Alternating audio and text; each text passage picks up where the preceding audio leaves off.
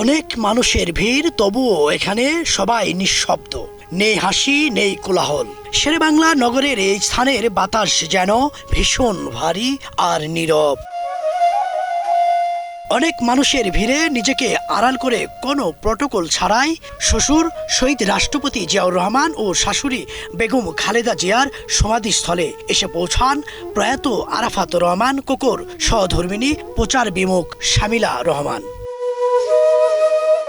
ঘুরে ঘুরে দেখছিলেন তিনবারের প্রধানমন্ত্রী শাশুড়ি বেগম খালেদা জিয়ার সংগ্রামী জীবন নিয়ে আয়োজিত আলোকচিত্র প্রদর্শনী। আর এই প্রদর্শনী আয়োজন করে Bogura media and cultural society, Dhaka. আমরা যে স্মারকলিপির একটা ব্যবস্থা করছি, এই যে ছবি কিন্তু মানুষের মনের কথা বলে। ছবিটা দেখতেছে, এটা একটা ছবি, এটা একটা ছবি, কান্না করতেছে। এই ছবি দেখে মানুষের মনের মধ্যে একটা ভাব, এই ভাবটাই কিন্তু ওইখানে লিখিত আকারে প্রকাশ করছে, এবং সেটাই আমরা মানুষের কাছ থেকে হয়তো শুনতে পাচ্ছি না। আপনারা আমাকে জিজ্ঞেস করছেন, বলতে পারছি, কিন্তু সবাইকে তো বলা যায় তার মনের ভাব ওখানে। কালকে একজন দুইটা লাইন লিখছে, আমাদের বয়সের মানুষই লিখছে যে বেগম জিয়ার মরণে বাংলাদেশের প্রত্যেকটা মানুষের প্রাণে হয়ে থাকবে স্মরণে।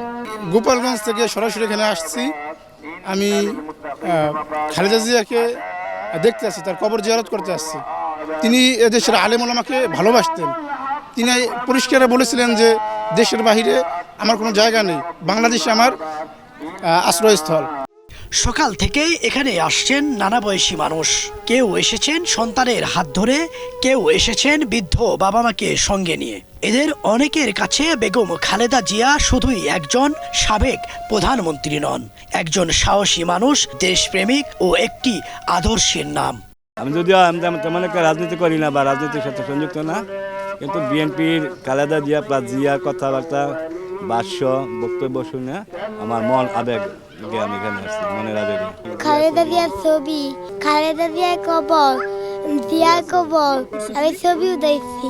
আমার ছোটবেলা থেকে উনাকে দেখে উনার রাজনীতির, আমার বাবা মা, আমার শ্বশুরবাড়ি সবাই উনার ভক্ত ছিলেন, উনাকে ভালোবাসতেন, উনাকেই মানতেন।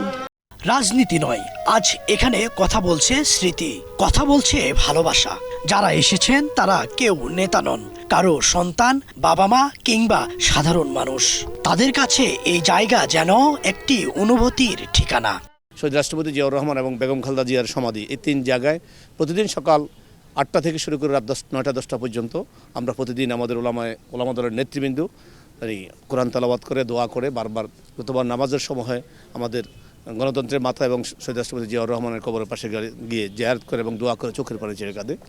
শ্রদ্ধার ফুল শুকিয়ে যাবে, কিন্তু ভালোবাসা থেকে যাবে অম্লান। শহীদ রাষ্ট্রপতি জিয়াউর রহমান ও বেগম খালেদা জিয়ার সমাধিস্থলে আজও তাই মানুষের ঢল। ইদ্রিস আলম, বাংলা ভিশন, ঢাকা।